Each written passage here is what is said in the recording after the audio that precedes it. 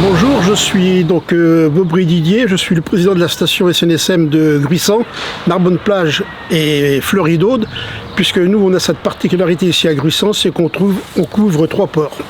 Alors la SNSM, si vous voulez, c'est d'abord avant tout une équipe de bénévoles. Donc on est une association loi 1901 et disons, naturellement il y a des fonds qui sont d'État et disons presque 60% des budgets des stations SNSM, ce sont des dons privés. La distance, qu'est-ce qui m'affiche à l'ordinateur? Distance arrivée. Alors, la mission principale des sauveteurs en mer, c'est avant tout la sauvegarde et la recherche de la vie humaine. Les moyens récupérer les bateaux, c'est secondaire. La mission essentielle, c'est d'aller récupérer effectivement des personnes à la mer, qu'ils soient amateurs, professionnels ou autres. Je dirais le plaisancier qui sort régulièrement, qui fait plus ou moins de l'hauturier, des grandes navigations, il a conscience effectivement que la mer, ça peut changer très rapidement et qu'il y a un réel danger et que ce sera toujours la mer qui gagnera. Mais le plaisancier du dimanche qui sort juste dans l'avant-port un peu à Tours, celui-là il n'a peut-être pas du tout la notion de ce que peut être la SNSM. Et le jour où il a besoin de nous, malheureusement il panique un peu. Allez, vas-y, sors dessus. Attrape à l'extérieur. Tu vas à l'extérieur. Regarde. Allez, tire encore. Sortir la tête. Alors il n'y a aucune obligation par les mairies d'avoir une station SNSM, mais bien évidemment aujourd'hui on est présent quasiment sur tous les ports de la côte métropolitaine française, y compris tous nos départements et régions d'outre-mer, parce que pour les mers c'est une sécurité. En Occitanie, je crois qu'on est 23 stations.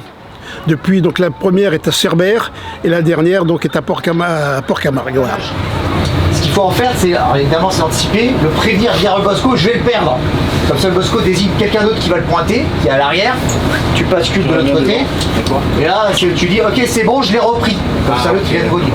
Par contre, pensez bien de ne jamais me cacher la vue. Ah ouais, j'ai vu. Alors, au niveau de l'organisation, donc nous on n'a pas d'astreinte, mais on doit intervenir dans les 15 minutes après l'appel. Ce qui veut dire qu'en fin de compte, on a tous sur nos portables un moyen d'appel, donc le centre régional qui est à Toulon, qui nous déclenche. Et donc quand on est déclenché, automatiquement le patron, le capitaine si vous voulez, fait son équipage pour intervenir.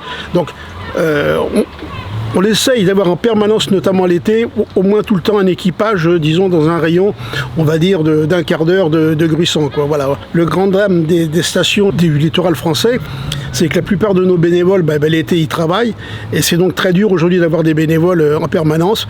Donc c'est pour ça qu'on a des semi-retraités ou des retraités qui peuvent se mettre en disponibilité plus facilement dans la journée l'été. Alors nous ici, on est à peu près dans la station, tout confondu avec ceux qui sont à terre et ceux qui sont embarqués, on est une 25 sauveteurs, mais opérationnels en permanence, je veux dire, on est entre une quinzaine à peu près, voilà. C'est pas mal, mais ce qui est à souligner quand même, c'est qu'aujourd'hui, malheureusement, le bénévolat est en train de disparaître et donc ça va venir dans les années à venir, je pense, c'est un véritable problème aujourd'hui de trouver des bénévoles qui veulent venir s'entraîner tous les dimanches et puis consacrer un peu de temps libre l'été pour assurer un peu, je veux dire, une permanence, même si elle est que très superficielle.